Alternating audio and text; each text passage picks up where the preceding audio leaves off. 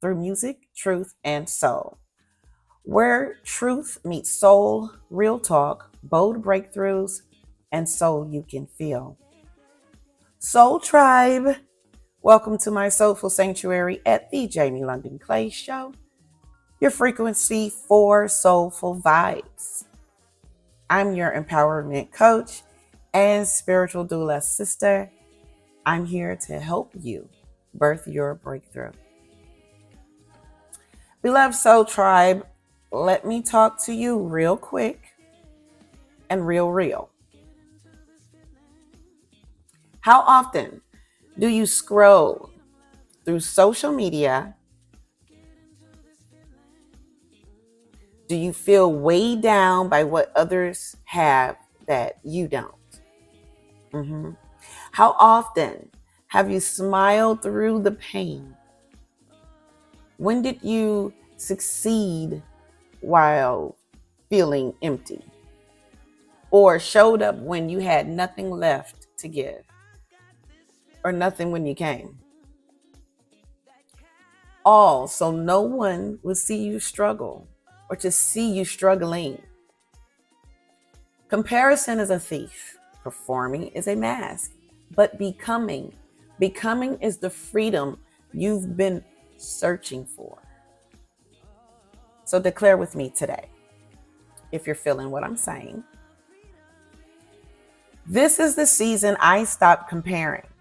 This is the season I stop performing. This is the season I start becoming. In this sacred space, we're diving deep into 3 truths. In empowering me, empowering you, today, we'll explore how to stop comparing and start becoming. We'll share practical steps to choose becoming over performing. And in my segment, Jamie Unfiltered, I'll discuss the sad passing and unfortunate passing of Romeca Meeks, who was killed in the South Loop of Chicago a couple of weeks ago. I'll also talk about the harsh reality of toxic baby mama and baby daddy cycles. Yeah, we're going to get into it today. And in Dear Jamie, that's my Dear Jamie advice segment, I'll tackle a deep question about co-parenting that was sent in, co-parenting boundaries. It's tough when manipulation feels overwhelming. So we're going to get into it. This is not just a show, guys. And this is a frequency. Remember, breakthrough is possible. Peace is necessary and power is your inheritance. So grab your journal, breathe deep, and let's walk into wholeness together. So tribe, let's flow. You're listening to the Soulful Sanctuary Frequency, your weekly reset for becoming. And now, Soul Tribe, we step into empowering me, empowering you, our weekly reset for the soul. Today's flow is all about choosing, becoming, over performing. Many of us have become experts at performance. We smile while feeling broken. We achieve while feeling empty. We show up, but we feel hollow. But performance without peace will always leave you drained. Becoming will fill you with power. Let's be real. Comparison and performance are exhausting. The American Psychological Association found that almost 60% of adults feel burnt out. This is often due to trying to maintain appearances.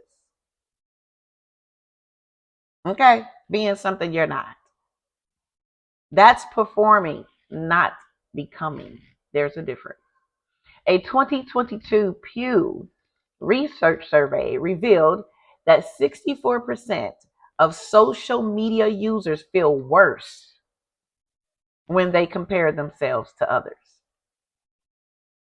I must say, when I was grieving and going through my grief process with my husband, that actually was the worst thing to do when you're grieving, when you've had a loss of someone you care about, when your life has changed for the worse in your eyes in the moment.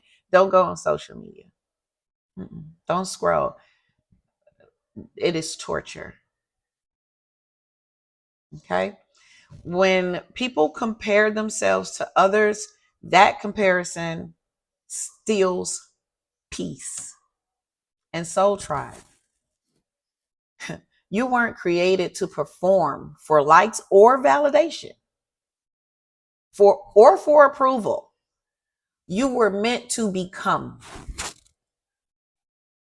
In Galatians 6:4, it says, each one should test their own actions. They can feel proud of themselves on their own without comparing to others. See, the word doesn't tell us to outperform anybody. It tells us to test our own soil, water our own garden, our own ground, nurture our own becoming. Performance is about proving. We so busy trying to get other people's approval. We want to prove ourselves. You're trying to prove to the wrong individuals. Become who you are, who you were created to be. Not who the person you choose to be, but who God is calling you, what the Creator brought you in this earth realm for. Become that individual. Not the one that you want applause for. Becoming is about being. Performance, again, chases applause. Becoming produces fruit. Here I have 3 practical steps for you, okay? So how do we shift from performing to becoming? And let me give you these 3 practical ways. 1, choose purpose over performance. Before you move, ask, is this aligned with my life goal, or am I chasing claps? Performers live for applause. When I'm singing, I want you to clap your hands because I'm performing this song for you. But as a person who is becoming, I don't need your applause. Becomers live from assignment. Root your actions in divine purpose, then you won't need validation. You'll walk in confirmation. Number 2, measure progress, not people. Compare yourself to who you were yesterday, not to someone else's highlight reel. That's growth. Every small step that we take toward growth is sacred. And number three, rest as a resistance. Oh, this is my favorite because I'm just learning how to do this. Rest as resistance. Performers never stop. You're always on. Becomers know rest is part of the process. Sometimes becoming means sitting still long enough to let God water you. Sabbath is not weakness. It's a strategy.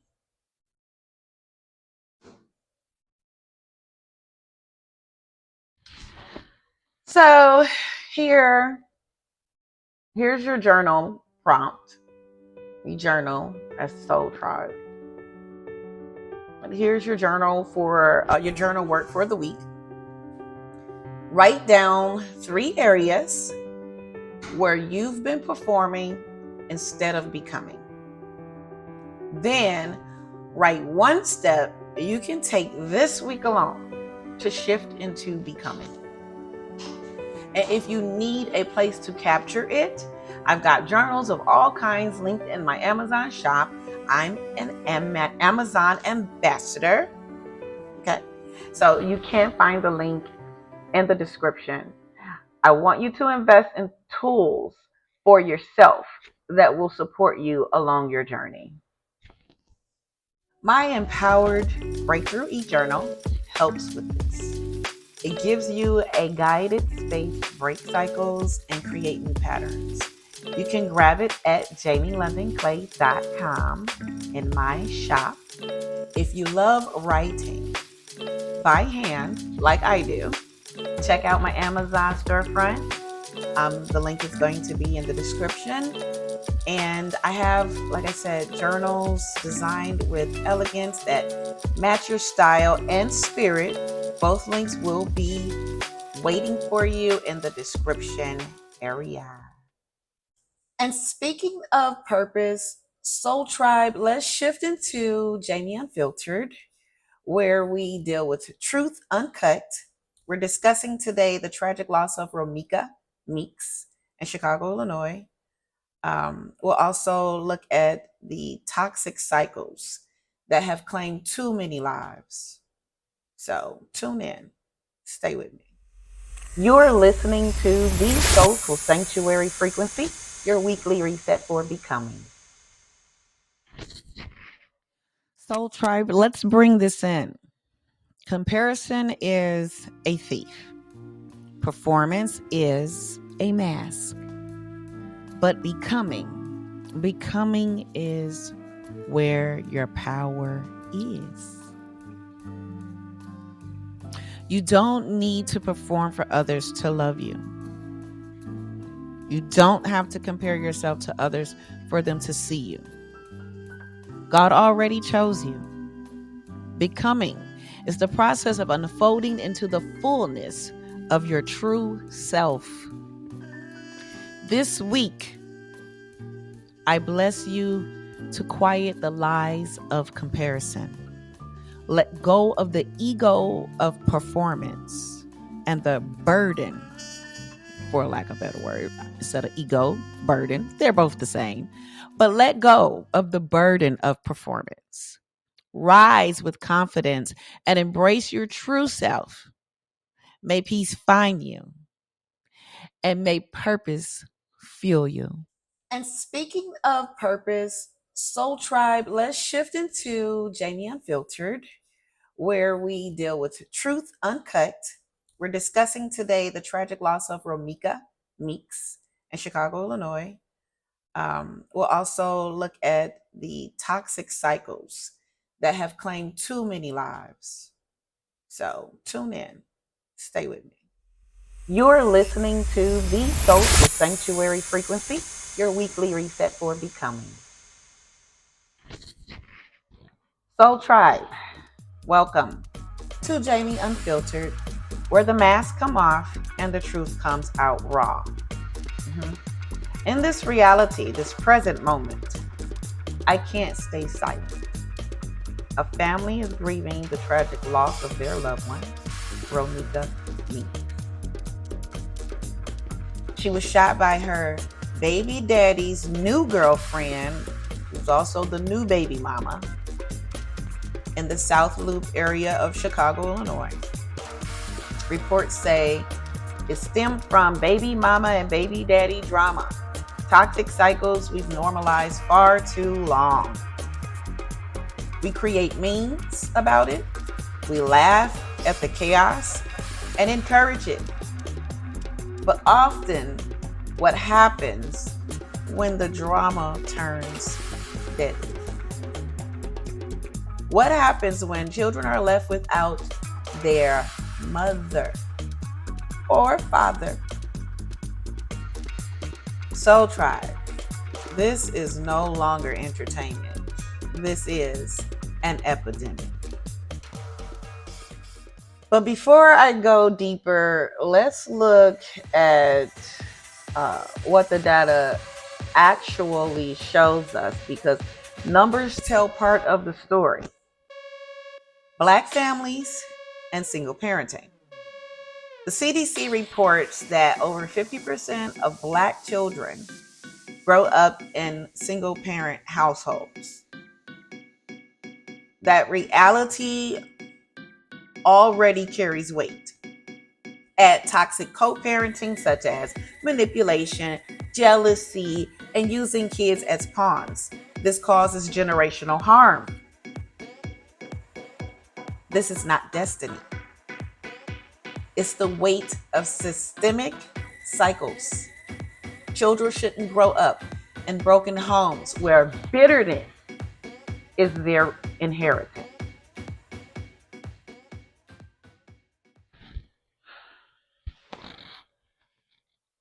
Domestic violence and violent crime.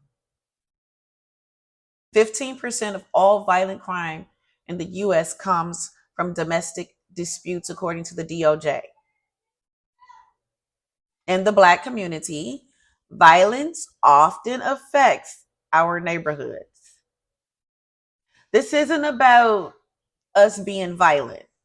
It's because of a deep rootedness of problems, generational pain, and chaos that wasn't meant for us. That's not drama. That's danger. If you normalize toxicity, it's going to just write obituaries. Black women and intimate partner violence. The statistic says that about 45% of Black women say they have faced intimate partner violence at some time in their lives. I couldn't find reliable data on domestic violence cases from baby mama or baby daddy conflicts, and that type of psychological abuse and coercive control, they're all widespread.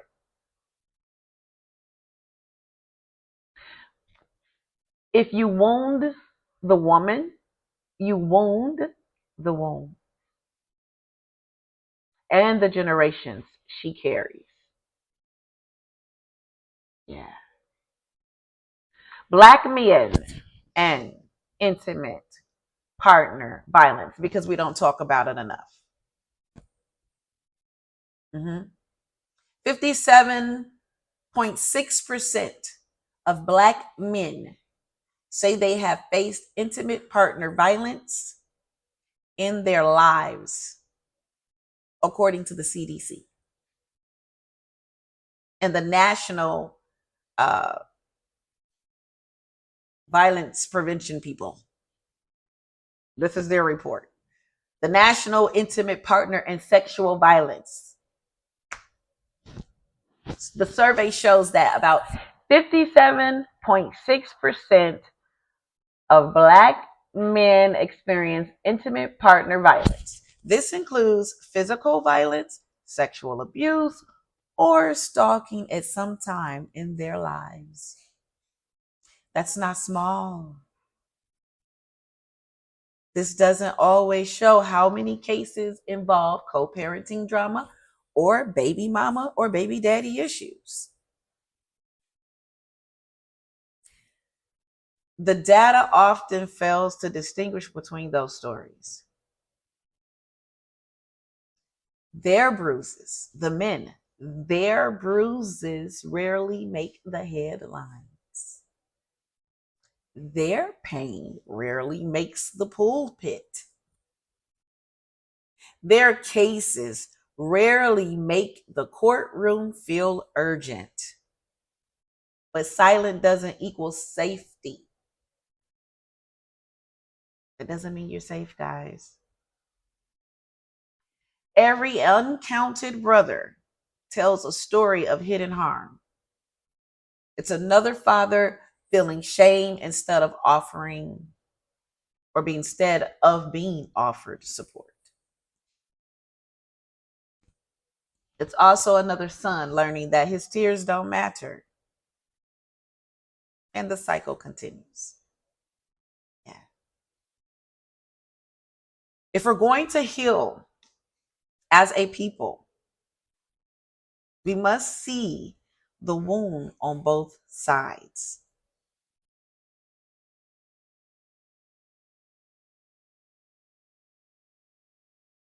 Because violence, no matter who it lands on, still breaks the family tree. These aren't stats, they're sisters. Romeca was one of them. I even looked into the Chicago local impact, and about 27,000 domestic battery cases happened last year alone. Of those, 75% had female victims, 65% of female victims were Black women. This suggests that 25% of the individuals involved were male, according to the CBS Chicago. Seen it from one of their articles.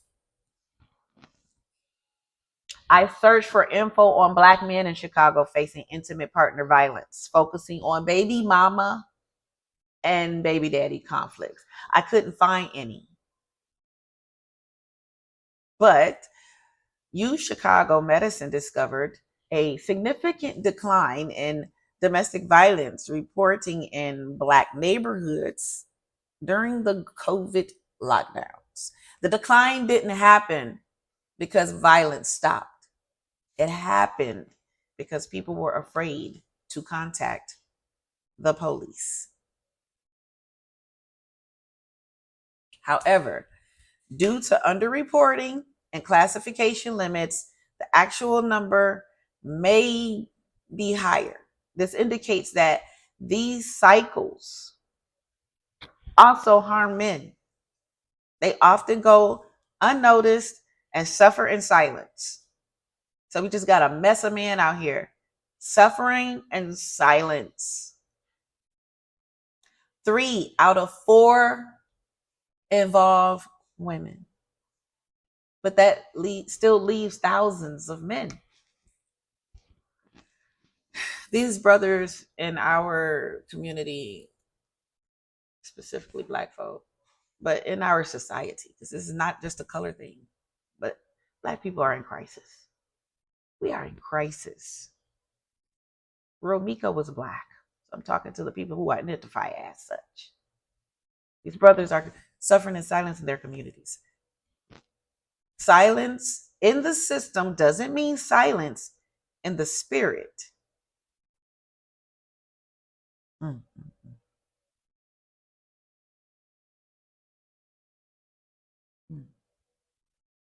The cries still reach heaven. The Illinois Service Youth Study shows that male victims, including Black men, face intimate partner violence nearly as often as women do. However, they are much less likely to get help. Pain unreported becomes pain unhealed. Systems see them less, so they suffer more.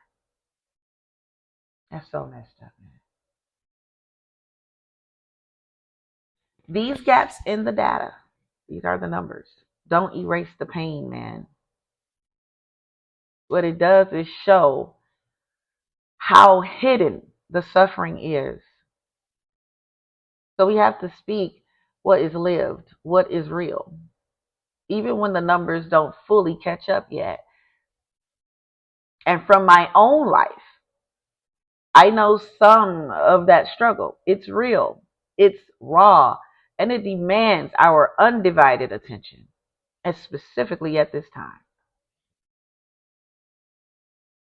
Our brothers are bleeding too. Not in alleys or headlines, but also behind closed doors. In relationships meant to heal with love, harm often took its place. Their silence is not their safety. They're told to man up, to take the hit, to swallow the pain. Can you imagine? Because the child that Romeca had was a boy. Society tells him to man up, that his mother was killed over some BS. He need to swallow it and take the hit. But Soul Tribe, when someone dismisses a man's voice, his pain doesn't disappear. It deepens. Yeah. It festers into generational trauma. Sons inherit silence. Daughters inherit distrust. And we cannot build whole communities if we only center one side of the wound. The healing of our people requires the healing of our men. Their pain matters. Their protection matters. Their peace matters. Protective orders, they're failing, clearly. Cook County, in Cook County alone, there were reported 77,000 protective orders between 2021 to 2023.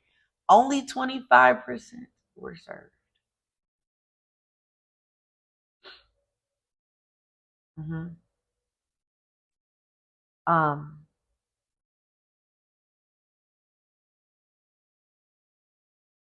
Paper is not protection when the system fails to serve it.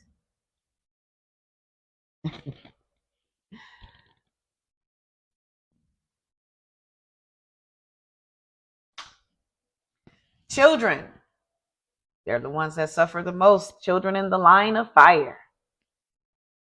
In 2024 alone, 13,300 children were present during domestic violent crimes in Chicago alone. Talking to Chicago, right? Chicago could be an example to everywhere else because it's all happening everywhere. But Chicago alone.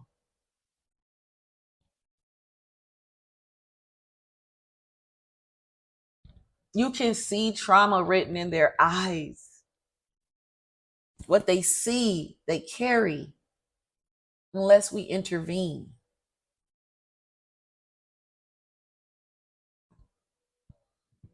Escalation in Illinois. Domestic violence deaths jumped 110% in 2023, according to the Illinois Coalition Against Domestic Violence. What was once verbal is now violent. What was once petty is now permanent.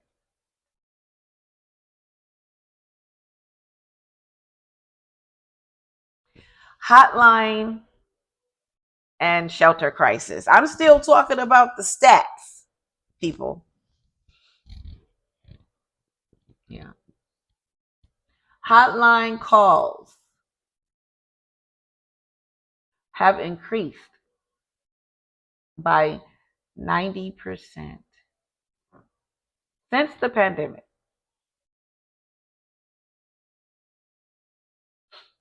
Mm-hmm.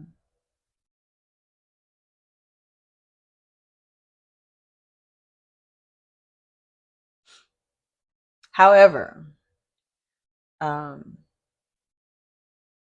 many survivors face rejection because there aren't enough shelters. Who are they going to run to? Who are they going to run to when they need refuge? Where they're going? 90% since the pandemic, man. The cries are rising, but safe spaces are few. The kingdom of God calls us to be a refuge.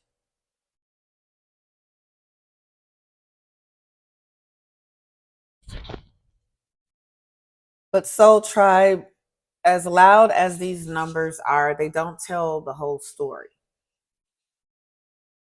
Here's what the data shows, or I'm sorry, here's what the data does not show us. Okay? There's no category for baby mama, baby daddy violence. There's no count for women on women attacks in co-parenting. No breakdown of co-parent disputes and protective orders. No tally for fights spilling into courtyards, courtrooms, and child exchanges. No numbers for the psychological warfare of manipulation and humiliation. No measure of unreported cases silenced by fear or distrust. How? This is what I mean by the system has failed. Because why?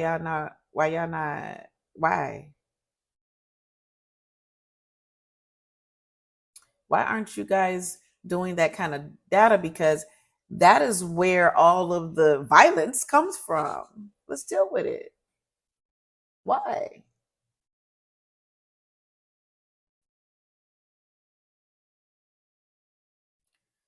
So, yes, the stats are sobering.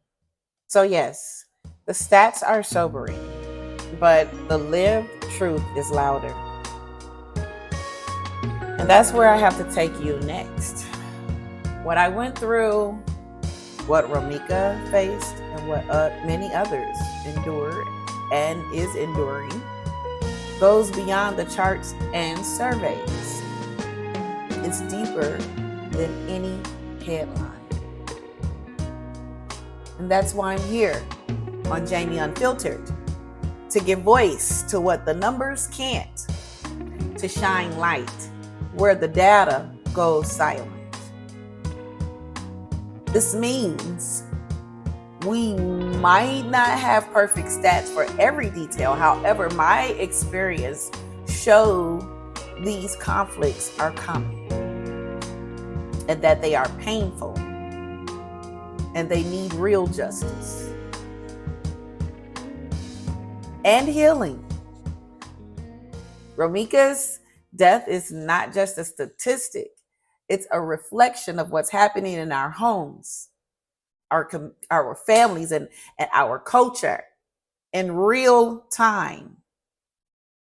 Something the mayor and the elected officials of the CPD or the National Guard or Donald Trump, none of them can fix it. They can't fix it. And I speak to everyone today, but especially to my Black community.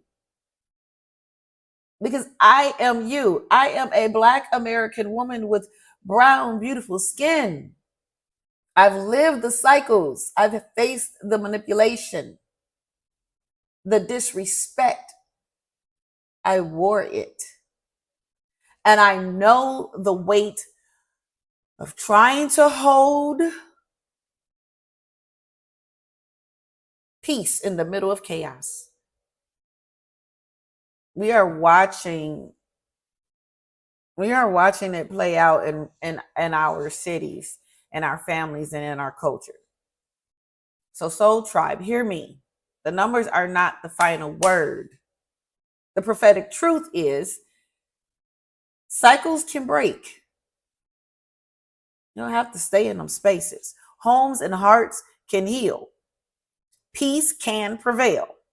It starts when we stop glamorizing chaos and stop using our children. Instead, we focus on protecting what matters most: the family. Soul Tribe, I need to bring you closer for this part. I didn't read this in a report. I am not a commentator on these. I'm not a commentator on these cycles. I live them. I breathe them. I got the bruises only those who've walked the road know about. Healed bruises exist, but they just no longer hurt. They still exist. When I was pregnant with my first child, I felt like the new woman in view, because I was married to a man who had at the time 9 children. Well, 8 children or 9 children. Yeah, 9 children. He had 11 total. So 9 children with 6 different women. Going outside felt like stepping on hot coals each time they were really around, if they were around. Being at family functions with this energy isn't for the faint at heart. One of the baby mamas took a route that was cruel and calculated.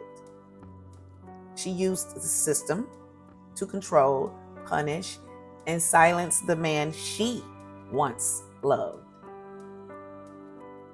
She showed disrespect for my existence as a Black woman,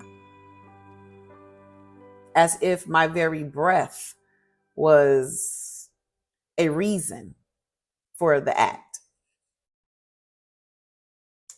She filed for a restraining order, not for safety, but for control. She told her made-up story in court, and without evidence, the system, flawed and human, granted it. Because believe all women, right? Believe all women, right?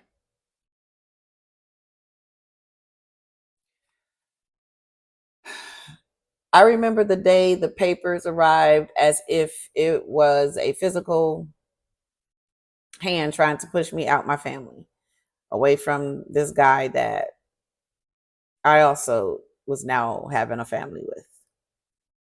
Imagine you're pregnant, growing your family, and then the law turns against you. And honestly, it doesn't even have anything to do with you, because in my opinion, it had nothing to do with me. But it feels like it is attacked personally to you. I didn't take her man, and even if I did, someone decides you don't belong. That paper wasn't protection. It was punishment. Think about that. A restraining order used as a tool of control. The children stayed away from him until she decided to let them see him. She would also call him to fix her mess when it suited her. A few of them did, actually. She wasn't the only one. While still having the legal weapon in her pocket, it was so tiring. It was sarcastic. It was a campaign to destroy him and fracture our family, her family, that she didn't think she was a part of, or her children. But we all had children by the same man. Mm-hmm. I have never seen someone work overtime like her to destroy a man and his family. I am still working my way through that traumatic experience. I'm better though. Baby. The pain of what happened no longer hurts. But Romeca, ooh, she just won't. It may not hurt me anymore, but she did. And that got me. My husband, he experienced hurt in many aspects, including his emotions, reputation, his spirit, and his finances. These wounds had a profound impact on him. They also hurt our family and left us with generational pain.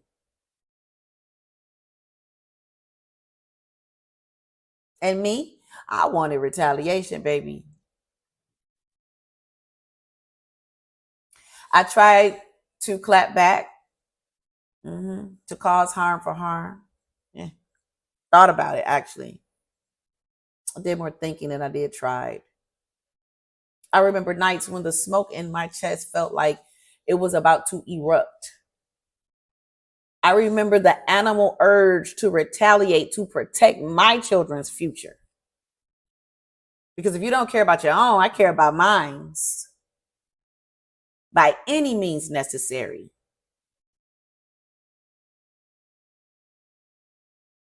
I would often worry about the actions that could risk my freedom, my kids' safety, and my family's reputation.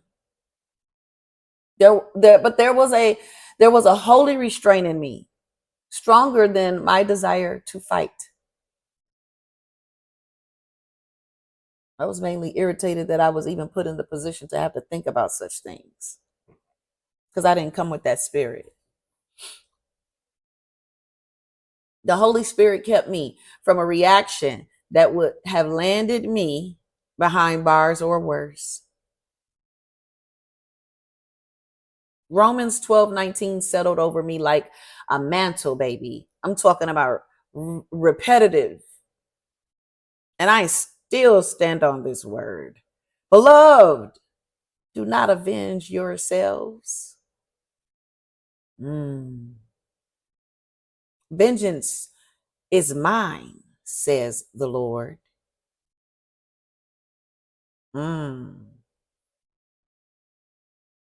Clock that, T. This truth stopped me from violence and kept me off the path to prison or a broken heart. It kept me from bars, headlines, and regret.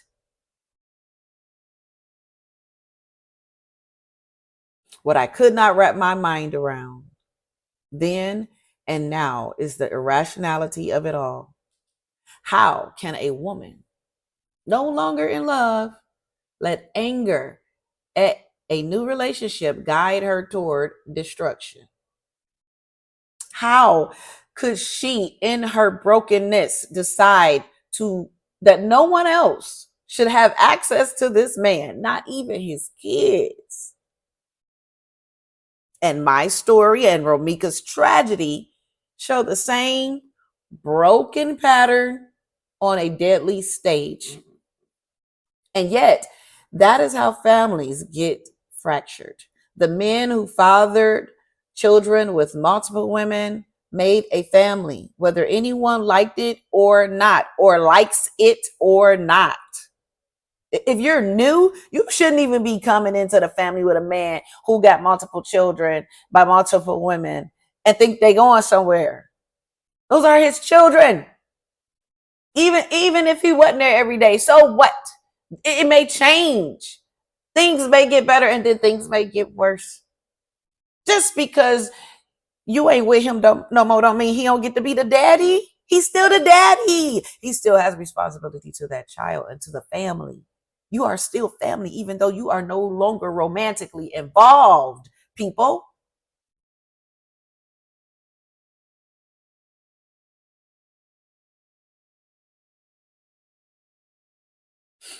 These children are siblings born from the same seed.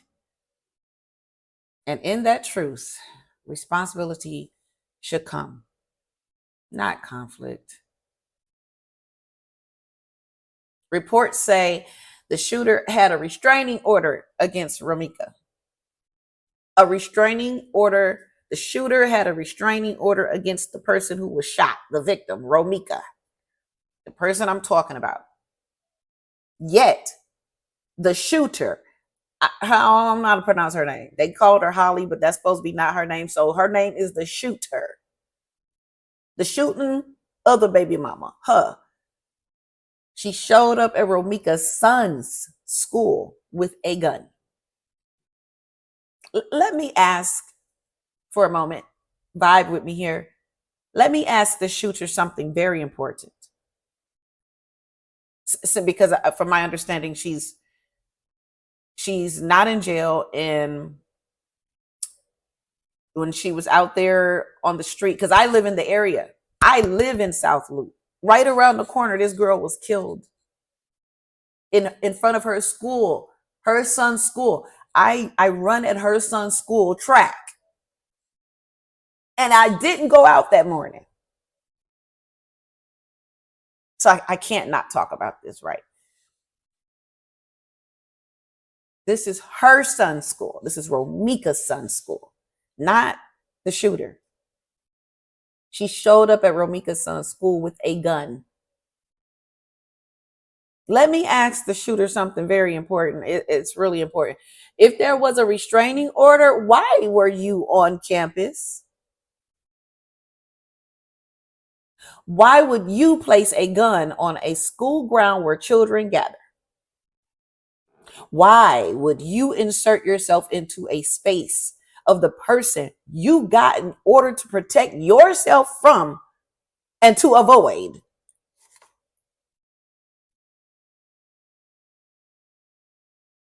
If you felt fear and you went and got a lawful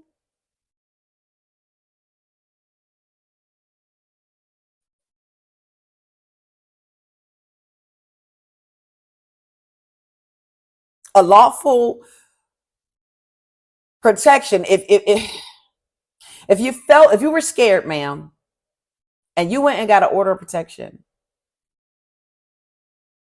why? Why would you put yourself into a space of the person you got an order to avoid?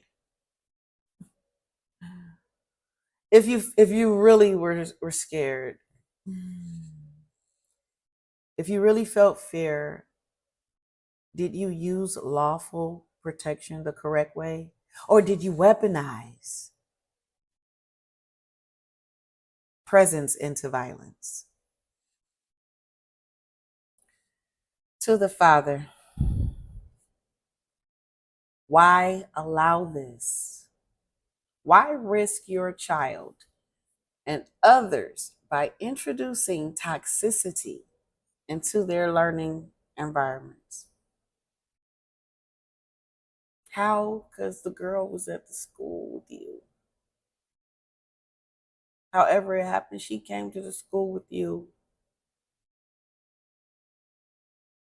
I asked this of the Father as well. Why was your girlfriend at your son's school if a restraining order existed?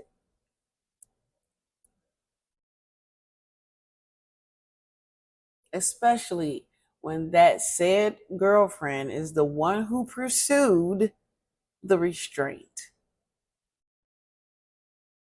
She made it a conflict of interest the moment she did that. And she should not have ever been around your child because it's a conflict of interest. That was a failure of protection. Your child deserved safety, and he needed his elders who chose wisdom and not bravado. I won't pretend I have all the legal answers. The reports of the story may change, but I do know the spiritual and human cost. And as a result, Romeca is gone. because of irrationality, jealousy, manipulation, rage, disrespect, and control. This is not self defense, this is destruction. Her child, Romeca, will grow differently because of a date that needed not have even happened. The shooter may claim, from what I hear, she may claim, you know, self defense. And I leave the justice questions to the law, not a lawyer. These are my opinions. But I will say this clearly: nobody wins when family feuds escalate. A father who won't protect his kids or his child from harmful situations fails at his most important job.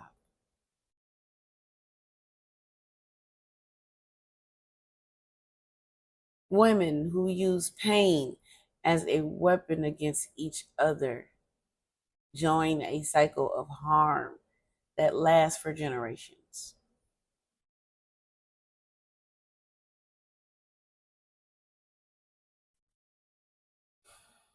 I know why men walk away from toxic women and the children dynamics. Sometimes it's the only sane move. It is the protection of peace and freedom. And I know the loneliness that follows that choice. It feels like rejection, but it is protection for the child or children, the mothers, and the fathers too. I know the whisper that says run when the house has become a battlefield. I felt those whispers, man. I felt the pull between standing to fight and fleeing to persevere.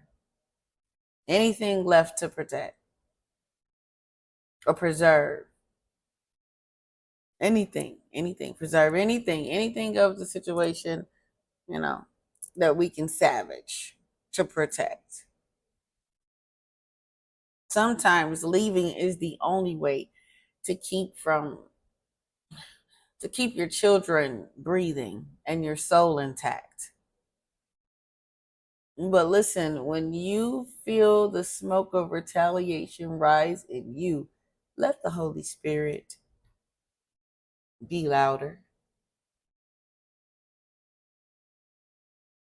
When you feel like fighting back, say, Lord, hold my hands.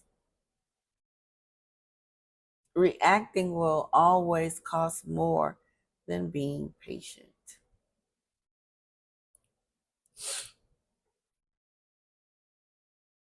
In my life, it cost time. It cost sanity. It cost peace, but not my freedom. And that choice mattered for my children.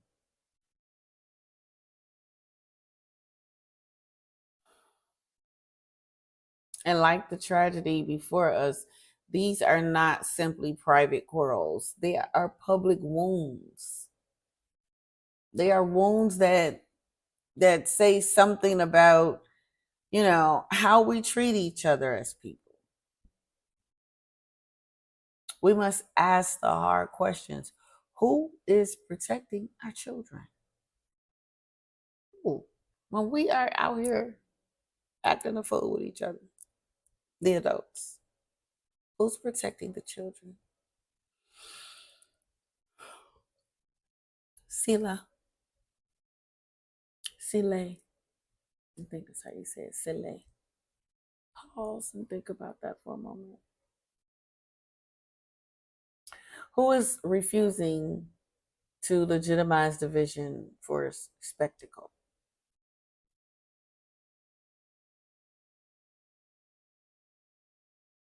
Who is choosing reconciliation or at least stability over pride, spectacle, and revenge? Soul Tribe, hear me. This is a call to a higher way. The system isn't perfect, people are hurting, but we are responsible for what we bring to our family tables. If you are the mother, be a protector of life, not an architect of ruin. Jeesh. If you are the father, guard the peace of your children, even when the choices before you are messy. If you are the new partner, do not position yourself as an aggressor when the law already speaks.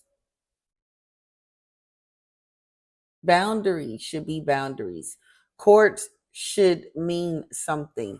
And please don't bring a gun where a child is learning to read. Jeez Louise. This is why Romeca's death must wake us up.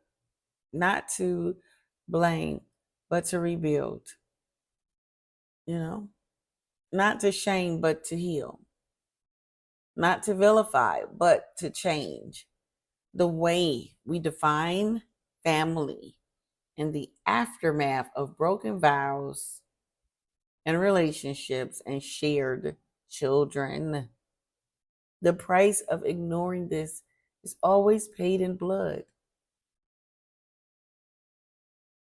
Soul Tribe, we have to hold each other to a higher standard. We have to model peace.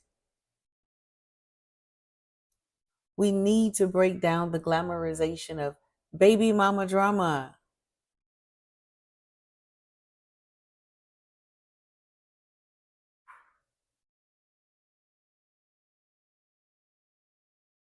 Instead, we should focus on holiness, therapy, and accountability. Because Romeca is gone today.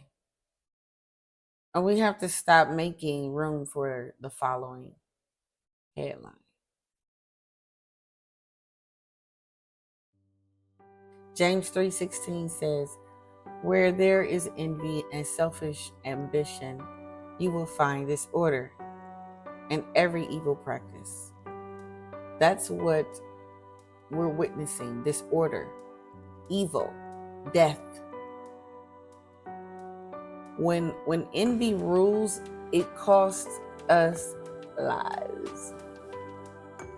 When selfish ambition drives, families collapse. This is why we cannot normalize toxicity. We cannot clap for chaos. We cannot keep feeding the spirit of destruction.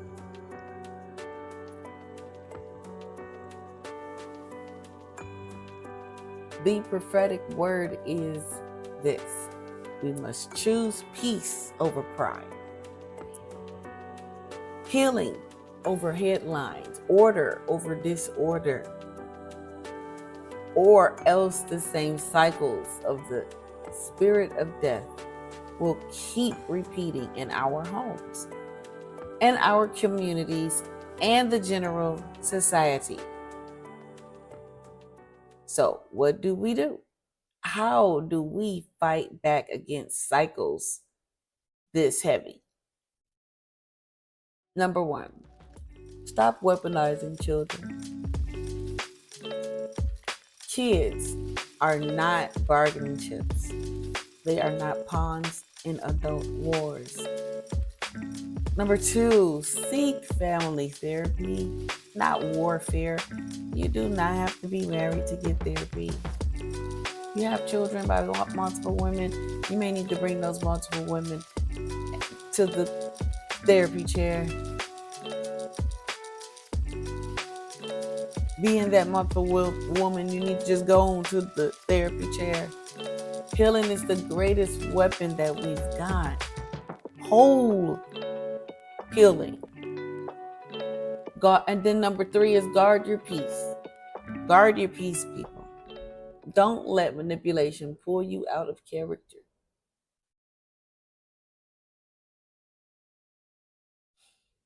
Your healing becomes your children's inheritance. Romeca Meeks should still be here. Her child should still have his mother. Let her story shake us and inspire us to break these cycles before they steal more lives. Soul Tribe, that's today's unfiltered truth. Heavy but necessary. Romeca's story is a warning, but also a wake-up call. Toxic cycles destroy families. Pride destroys lives, and peace can save generations.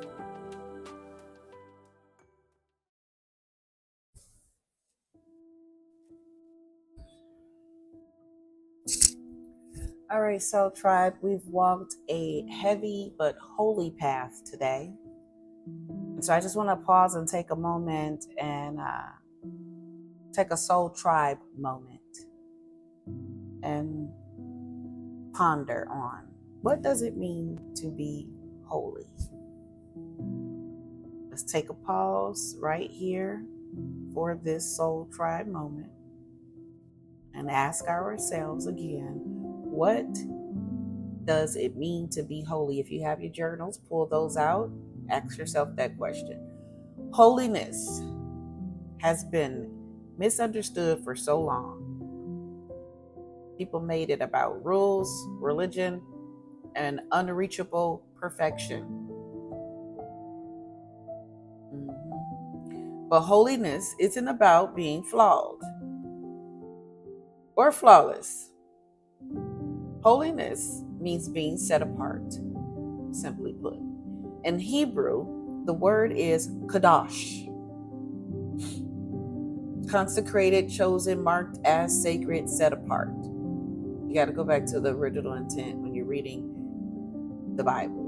Do your research. It's not about being untouchable. It's about being available to God's purpose, available to a higher way of living. 1 Peter 1:16 says, "Be holy, for I am holy." That doesn't mean you try harder to be perfect. We got it misconstrued. Holiness Church sent us off thinking your skirt had to be too long. And it was still a mess. 90% of our churches today. Look at the Christian nationalists. They say they are Christians and say they are holy, but they are doing unholy things. So it doesn't mean you need to be perfect at all. It means you align yourself with God's nature. And God's nature is agape. It's love, unconditional. That doesn't mean anybody can do whatever they want to you. No. But you have a pure love, truth, justice, and peace. So to be holy is to choose love when the world offers hate. Choosing peace when chaos is loud. When it is loud. Choosing peace when chaos is loud is being blessed. To be holy is to walk with a distinct purpose as you recognize the sacred presence within. It comes from within you. It doesn't come from external sources and forces and people and things. Holiness is wholeness. God aligns spirit, soul, and body. It's when you stop performing for people and start becoming who you were always created to be. So, Soul Tribe, holiness isn't stiff religion. It's not a religious matter at all. It's not unreachable perfection. It's sacred boldness in a broken world. It's saying, I'm set apart for something greater. And yes, even in our families. So that's your Soul Tribe moment for today. Let me know in the comments, what does holiness mean to you in this season? Learn to stop comparing yourself and start growing. Face the harsh truth of toxic cycles that take lives. Respond to the plea of a co-parent seeking peace.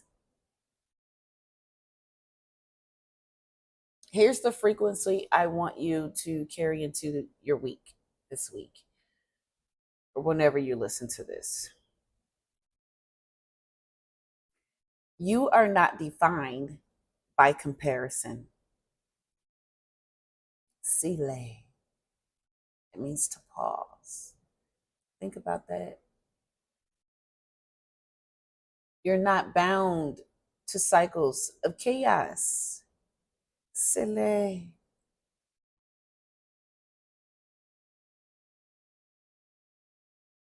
You are called to love, to peace, to power, to becoming. Sile. And I bless you, tribe. Soul Tribe, I bless you with clarity of mind, calm in your spirit, and courage to walk away from pride and right into peace. May your heart hear the whisper of God louder than the noise of this world or the noise of someone's opinion of you. May your children inherit healing instead of trauma. And may you rise every day into the fullness of who you already are. And before we go, I want to leave you with another question. Leave your answer in the comments section, because your voice matters here. What is one area in your life where you're choosing to become instead of perform? Let's share it. Let's witness each other's growth, and let's build this sanctuary together. If this word blessed you, don't keep it to yourself. If you enjoyed this episode, please follow the show. Please share it with someone who could use a reminder, who needs to hear anything that I may have said in here. Don't forget to leave your thoughts in the comments. And don't forget to check out my original track, Freedom Love, because music is part of how we heal. The link is waiting for you in the description. All right. So listen, this is it, guys. I came here to empower lives today through music, truth, and soul. You've tuned to my Soulful Sanctuary Frequency, the Jamie London Clay Show. And I will release new episodes every Thursday at 6 p.m. Central Standard Time, where you can meet me for empowerment, real talk, bold breakthroughs. Subscribe now. Leave a comment in the comment section. Like, share, all of that good stuff. Show me some love. Soul Tribe, it was a pleasure being with you today. Again, subscribe now and meet me in the sanctuary. Until next time, ta-ta for now. Learn to stop comparing yourself and start growing. Face the harsh truth of toxic cycles that take lives. Respond to the plea of a co-parent seeking peace. Here's the frequency I want you to carry into your week this week, or whenever you listen to this.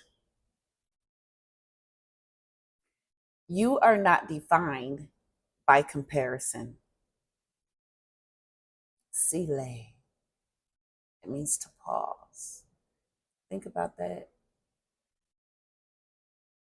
You're not bound to cycles of chaos. Sile.